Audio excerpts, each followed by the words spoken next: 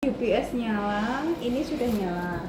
Harusnya komputer tuh biasanya mati, jadi nyalain komputer kayak biasa.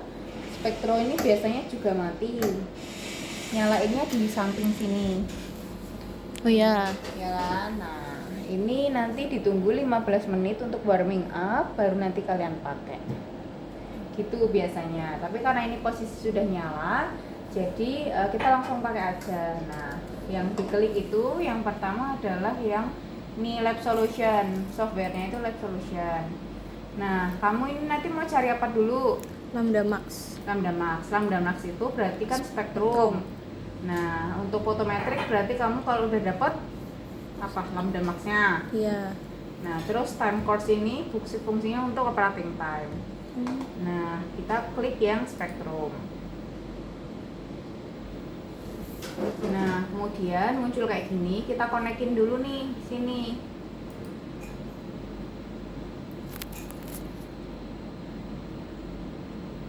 Nah, kan keluar kayak gini, ini namanya instrument control. Kalau misalnya ini ke close, kamu bisa klik di sininya nih. Nah, terus habis itu kamu bisa edit dulu parameter. Sebelum edit parameter, kamu buka dulu ke folder di sini yang D, terus di lab penelitian, masuk ke 2025. Nah, masuk buat foldernya kalian. Siapa mau namanya? Anindia. Ini. Ya. Udah, balik lagi ke yang ini tadi. Klik parameter, ini bagian parameter, kita edit dulu. Berapa sampai berapa wavelengthnya? 600 800. 600 sampai 800, berarti yang sini 600. Ya, nggak ada yang perlu dirubah lainnya, cuman paling ngatur wavelengthnya aja. Kemudian klik ini close after creating new parameter file, jadi buat parameter baru. Nah, masuk ke folder yang kita buat tadi. Kan tadi data D kan? Data D, terus ke lab penelitian 2025. Nah, terus ke Anindia yang ini berarti. Nah, sekarang dikasih nama. Coba. So, mau kasih nama apa? Kan dikasih nama. Kemudian di save. Nah, kita tunggu dulu. Nah, udah masuk nih. Tadi kan foldernya jadi Anindia kan? Terus Lambda Max ini. Kalau sudah, silakan dikasih nama ini. Kita kan harus ngapain dulu sih kalau sebelum ke sampel? Biasanya Ke sampel. scan apa dulu sebelum ke sampel? Blanko. Blanko. Tapi sebelum ke blanko, kita ngapain dulu? Auto zero. Auto zero kan blanko. Baseline. Kita baseline dulu. Nah, baseline kita tulis aja di sini. Yang penting ini ditulis, diisi baseline gitu. Yang sini juga baseline. Tulis aja gini. Terus habis itu type-nya diganti blank dulu karena kan ini pelarut ya nanti. Nah, diisi dulu kuvetnya dua-duanya berarti pelarut. Setiap kali saya kasih kuvet, dicek dulu kuvetnya, kuvet sebelum pemakaian dan sesudah pemakaian. Itu ya. Nah kan dua-duanya udah masuk tuh, isinya pelarut. Nah kita lakukan nanti baseline dulu, habis itu auto zero. Ini jangan lupa type-nya kan diganti blank, kemudian kita baseline 600 sampai 800 ya tadi. Oke. Dan ini ditunggu dulu sampai baseline-nya selesai.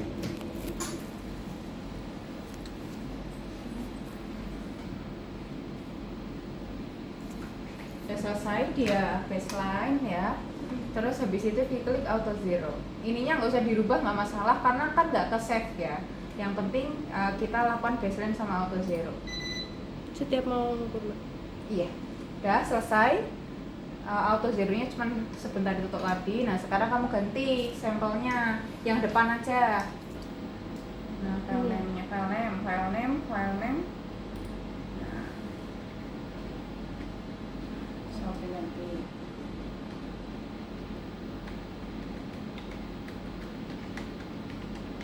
Pakai tanggal juga boleh, biar nggak sama. Biasanya dia kalau sama 23 Desember. Nah, terus sampel name-nya samain aja sama yang atas itu. Ketik ulang atau kopas? Copy paste bisa.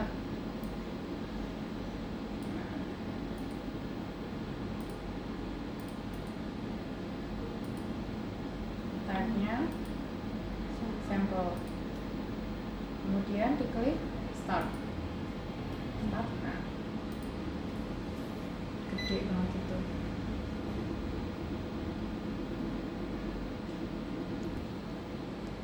Tadi nggak bisa ambil uang, aku karena error. Oh iya. Aku bayar ke Muhammad besok aja. Oh ini kan kontak doang. Admin. Harusnya berapa? Iya. Satu masih. Satu jam putih. Coba klik auto scale coba. Tuh, saking tingginya dia kan 4 sampai dia kayak gini karena anu banget, pekat banget. Mau di save? Sekalian tak ajarin dulu nge-save-nya aja. Iya, iya. Ini toh, ini kan overlay, bagian overlay. Tab-nya kalau kamu klik aktif, itu nanti kamu bisa execute ini, kamu nanti bisa ditunjukin yang panjang gelombang maksimum yang mana. Tapi karena posisi peak-nya kayak gini, kalau kamu klik execute juga kan bukan datanya ya kan, ini terlalu pekat. Jadi mending nggak usah aja. Nanti kalau udah datanya udah sesuai, nah baru. Nah sekarang tinggal diklik untuk nge-save-nya, bisa diklik ini print preview, klik. Nah dia akan muncul ini, langsung di print. Nah, print to PDF, berarti nanti dia nge-save-nya dalam bentuk PDF. Masuk ke punyanya Anindya. Tadi namanya apa? Lambda Max ya? Ini ya? Nah, samain aja namanya kayak ini, tapi belakangnya dihapus. Type-nya. Save. Dan ini kan ada kotak merah di sini. Nah, kalau kotak merah itu kamu pindah ke sini, dia yang ke-save bakalan ini, kotak yang ada di sini. Nah, terus ini kan bagian aktif nih, yang bagian overlay, kan kamu butuh data ini kemungkinan. Nah ini kan kotak merah masih di sini. Kamu klik dulu di sini biar pindah loh kotak merahnya. Nah baru kamu klik print preview lagi. At least one of the table. Nah ini kan mesti akan menghasilkan multiple page karena kan banyak datanya. Nih. Nah nggak apa-apa, di print aja. Nah ini print PDF nanti sama. Ini kan print to PDF. Oke. Samain aja namanya, tapi kamu kasih di sampingnya mungkin data atau apalah nanti. Terserah kalian nyebutnya apa. Sekarang data dulu. Sudah, kemudian diklik file juga, dari sini bisa save.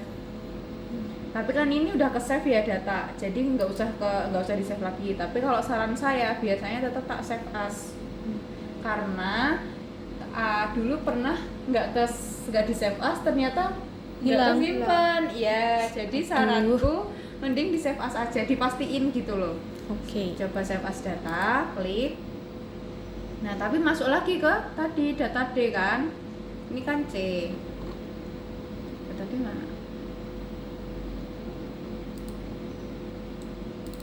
Data D masuk ke penelitian. Nah, ini ke Anindya. Ini ya. Nah, ini kan. Kemudian langsung di save coba. Nah, kan ternyata kan tadi Nggak kesimpan kah? iya, makanya coba lihat. Nih kan ada 2 ya. Nah jadi ini yang file ini, ada yang file FVSPM. Jadi menurutku Dua-duanya aja. lakuin aja. Oke, Kalau Mbak.